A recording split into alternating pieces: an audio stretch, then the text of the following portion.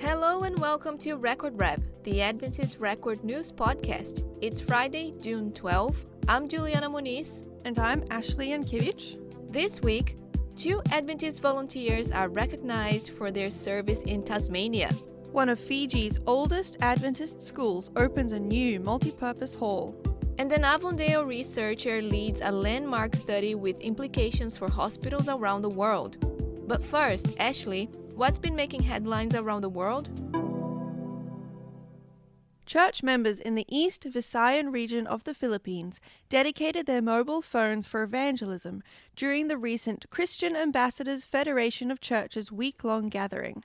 The dedication was a part of the upcoming One Voice 27 initiative, which will focus on digital methods of sharing the gospel, and attendees were encouraged to view their phones as instruments for ministry, not just communication tools. Those living in the East Visayan region often experience severe tropical weather systems which impact power and internet, yet church members still believe digital platforms are the fastest form of spreading the gospel, and expressed confidence in God continuing to provide opportunities to reach people through technology. In other news, the Bible app YouVersion recently surpassed 1 billion downloads. Despite its multi-billion-dollar value, the founder refuses to sell or commercialize it. Launched in 2008 as a free Bible website, it became one of the first 200 free apps on the Apple App Store, sparking rapid growth.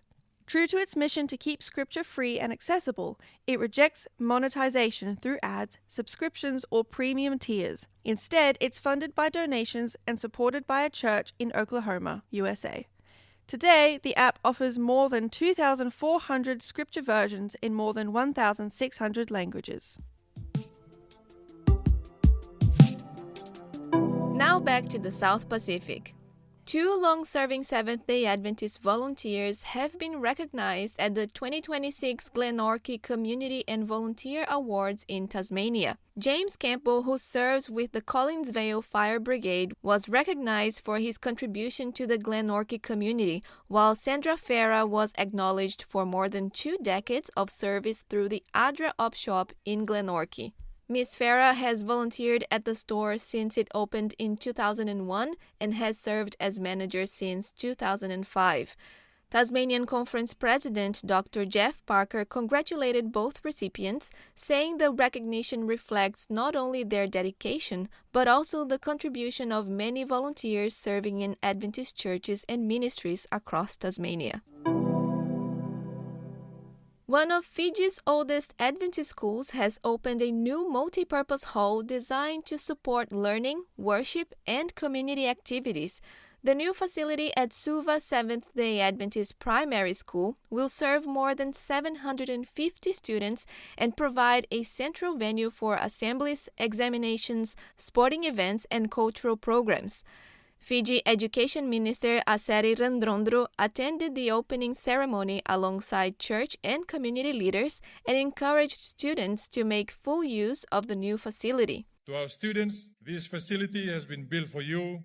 It will be a place where you learn, you worship, you develop your talents, build friendship, and celebrate your achievements. Valued at around 350,000 Fijian dollars, the project was the result of several years of fundraising and collaboration between the government of Fiji, the school community, parents, former students, church members, and community leaders. Today's opening is a reminder of what can be achieved when a community comes together to invest in education. And on behalf of the Ministry of Education and the coalition government, I congratulate the school management, the Seventh-day Adventist Church, the parents, guardians, the students and supporters on this significant achievement. Established in 1898 and officially recognized as a government primary school in 1913, Suva Seventh-day Adventist Primary School is one of Fiji's oldest Adventist schools.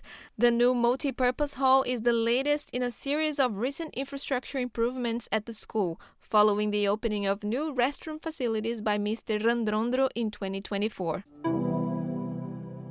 An Avondale University researcher has led the largest study ever conducted on the prevention of a common hospital-acquired infection. Professor Brett Mitchell led the hospital-acquired pneumonia prevention trial, which involved more than 8,000 patients across 3 Australian hospitals. The study found that improved oral hygiene reduced the risk of developing non-ventilator-associated hospital-acquired pneumonia by 60%. Researchers found that providing patients with a toothbrush, toothpaste, and information about oral care on admission led to significantly lower infection rates. The findings were published this month in the Lancet Infectious Diseases and are expected to help inform hospital practices and guidelines around the world. And that wraps up this week's episode of Record Rep. Thank you for tuning in. Don't forget to visit our website at record.adventistchurch.com and follow us on social media for more updates and stories. You can also receive news straight to your inbox by subscribing to our weekly e-newsletter. We'll be back next week with more news from around the South Pacific Division. See you then. This is an Adventist Media podcast.